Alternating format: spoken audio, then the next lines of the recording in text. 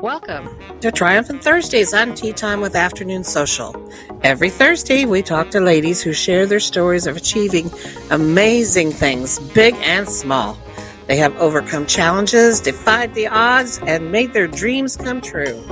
Grab your favorite cup of brew and join us as we lift each other up and inspire each other to reach for the stars. Good afternoon and welcome back to Tea Time with Afternoon Social. I'm Teresa Lauterbach, your host. And today here on Triumphant Thursdays, we have a wonderful guest. Her name is Kylee Robinson. She hails from Rhode Island, and she's the CEO and founder of Compass Living. She's a coach, an author, a wife, a mom, a traveling aficionado, and an efficiency enthusiast. She's got a whole plate full, and today on Triumphant Thursdays, she's going to talk to us about overcoming some of those challenges and what she's taken out of that, and talking about how she's adopted her son and getting out of debt and completing a Spartan Trifecta. That's going to be very interesting because I haven't really heard much about that. So, good afternoon, Kylee. How are you? I'm good. Thank you so much for having me, Teresa. All righty. So, I'll let you get started with your story a little bit and kind of give us a little background and share with us some of those triumphs that you've overcome. I'll turn it over to you, Kylee. Yeah, sure thing. Well, I've got to start with the debt because that's how the timeline kind of goes. You know, my husband and I got married over 11 years ago. And when we got married, we knew we had this big vision for our life and what we wanted things to look like. And there were a couple things we wanted to do a little differently than how our parents had, specifically with our finances. And we knew we needed to get to work. So we started in the hole. I think a lot of people do it anymore. But we had $44,000 in student loans. And luckily that was our only debt. But we knew, hey, if we want to achieve this big vision that we have for our life and we want to set our kids up in a way a little bit differently than how we were, we've got to get after this debt. We are Dave Ramsey fans. We have drunk the Kool-Aid. But, we got on board and we followed a plan. And I think the important thing in that story for people to understand is you've got to first know why. I think a lot of people go after these financial goals and, you have a couple and one spouse is ready to dive all in and they're dragging the other one behind them because maybe they haven't expressed why this is important to them.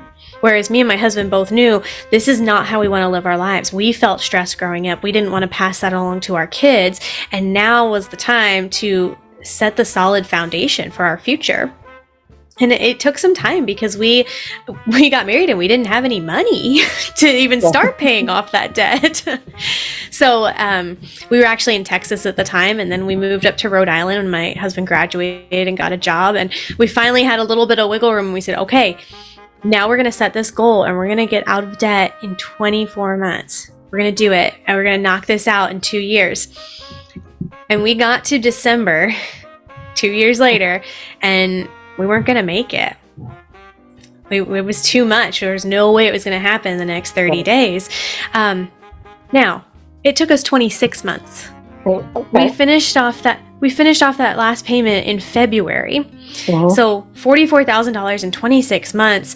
And the thing I like to highlight here is, was that a failure? Should we have just thrown in the towel on December 1st when we knew it wasn't going to happen and just said, screw it, let's go buy a car and get some credit cards?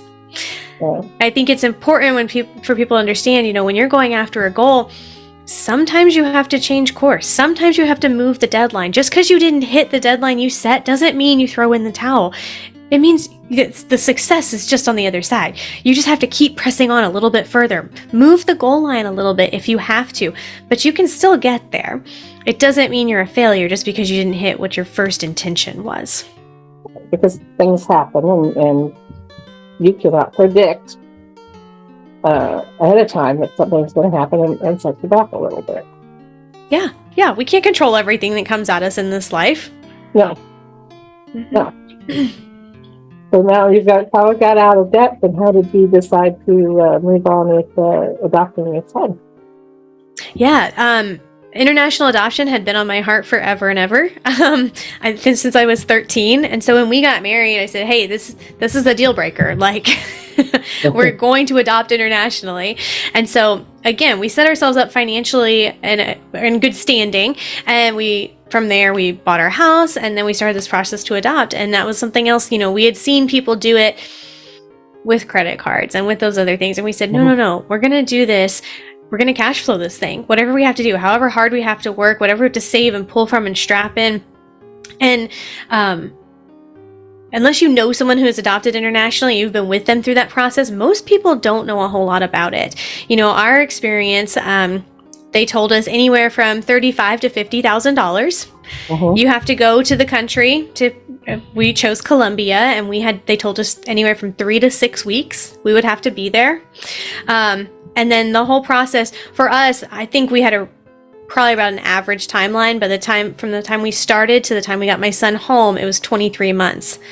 Oh, okay. So, it's not something that you just say, oh my gosh, there's so many kids out there, let's adopt. And 2 months later, you've got a kiddo in your home. Right. Unfortunately, for the way the system is, it just doesn't work that way. And it takes a lot of perseverance and a ton of paperwork, so much paperwork, so many trips to the post office. And what we did, we really wanted to convey to people what this takes. So we did weekly Facebook updates, and we would go on live and just say, hey, here's the paperwork we had to go through this week, and here's what we had to do, and here's what this looks like, and here's the actual costs of things, just as an effort to kind of communicate with people, to educate people for who might be interested in the future, and say, here's the real life part of it all, the really raw look at what it takes to adopt internationally. Right. So what was the biggest challenge through all that besides the paperwork? Going down there for the 6 weeks? Or? Yeah, the biggest challenge was the last couple of months. For right. Sure. You get a referral to a child, and you have 2 weeks to say yes or no to this child, to look over all the paperwork. You don't get to talk to them. You don't get to meet them. You're going off of a handful of papers to say, okay, this is our kid. And in that time, you also have to put together this massive document of exactly which doctors and therapists and everything you will visit. So that was an interesting challenge for us because he was our first child. We didn't already have a pediatrician in our back pocket. We didn't know who all the therapists were or what kind he would need and things like that. So that was a challenge just because of how emotionally charged those 2 weeks were, trying to figure out what to do, as well as, oh crap, there's this whole packet we have to figure out and do all this research on, as well as working and things, normal life stuff still. Of course. Yeah. And then from there, at all. right. Just toss that on top. Yeah. And then from there, it was actually being in Colombia. We were there exactly 4 weeks. We had to be, you're taught, you want to create as much stability for this child as you can, because you don't know what kind of trauma response, trauma background they're coming from and all these things. So create as much stability as possible. But while you're in Colombia, we're also going to have you stay in 3 different locations over that time. Okay. And so even, my son, he ate everything we gave him in the first location. And then they took us to another city, and he dropped a couple things. He was like, nah, never mind, I don't like this and this. And then in our third location, he ate even fewer things. And then by the time we got home, he was living off of like eggs, yogurt, goldfish, and peanut butter and jelly sandwiches. And that's all he would eat. And it was an interesting progression to watch that, because it was like, well, he was okay with everything right off the bat. And we attributed that to that lack of stability in all these different places. I mean, in his first 4 weeks with us, we stayed in 4 different places. Like, he didn't know where home was. Right. So, there's so much that goes into adoption. Again, not knowing what the trauma is. My son, he's got some hearing loss. And he was 4 at the time, and he only had about 25 words in Spanish. So for us learning to be parents, for him not being able to hear us or understand us in anything that we were trying to communicate, learning how to discipline in a healthy way for a child that's come from a trauma background. And then we don't know anything about parenting. It's like, this is our first thing, and you just kind of get thrown into the fire with a 4-year-old. So I will say, as hard as it is, as hard as it was, the tantrums every single day, he's an incredible little boy, and I really think we got an easy story when it's all said and done. But even the easy ones are not easy. Right. No child is easy. No. No. And now we're going to switch a little bit because we're getting short on time. But what's this Spartan Trifecta? Did you do this during the whole time, or was this before you even had a child? And kind of explain what it is and how you went through all that. Yeah, I'll try to keep it brief. A Spartan Trifecta is a series of 3 races completed in a calendar year, and they build on each other. So there's a 5K with 20 obstacles, a 10K with 25 obstacles, and a 20K with 30 obstacles. And they run these throughout the country, but if you do all 3 of those in a calendar year, you get the Trifecta award. Which just means you finished them all. So for me, I did this was last year, so 2022. So yes, we had my son. I recruited my husband, my 2 brothers, and my dad, and that way my mom came and got to watch my son while I did these races. But this was a challenge to myself. I knew this wasn't impossible for me, but mentally it felt impossible. I knew that I had the physical stamina, I had the gym membership, I am healthy and able-bodied. I could do this, but I had never done something like that before, and that was a way I wanted to kind of challenge myself. Can you do this? Can you be tough enough? Can you put in the work to achieve something like this? And every now and then I kind of feel that need to, I need to challenge myself. How am I going to level up? And that first race was terrifying. It was only a 5K, and I was so anxious. In fact, I was anxious at the beginning. That starting line is the worst part, in my opinion, because you only know so much of what you're getting into. They don't show you the whole course and exactly what obstacles are going to be, and whether you're walking straight up the mountain or whether you're going to be running for most of this time. So just setting that before myself, having no idea what to expect, or you don't know if you've trained hard enough until you're there and you're making an obstacle or you're not, or you're, falling in a mud pit. Like, So it looks like it's quickly in your life the way you accomplished everything else. You don't know what you're going to do when you're facing that race. Yeah. And then what are you going to do with it? How are you going to respond to it? Right. And so you responded to adopting your son very well and getting out of debt, just the way you live with the races. So it sounds like you've got your life goes in succession here. Chapters of triumph. Exactly. I like that. Way to point that out. I appreciate it. Give you a new book idea. I love it.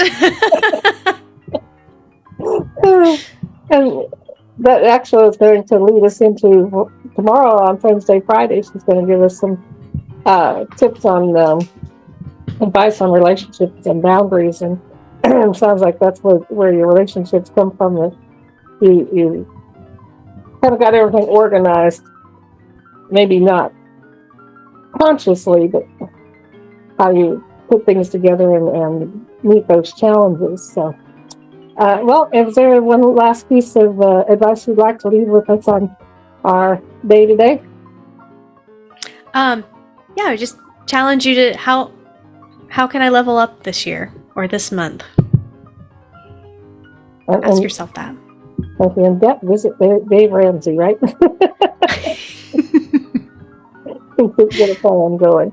Okay. That's right. Well, thank you so much for being here on Triumphant Thursdays, and we're going to talk with Kylee again tomorrow for Wednesday, Fridays. So thank you again, Kylee, and we will see you tomorrow. Sounds great. Thank you.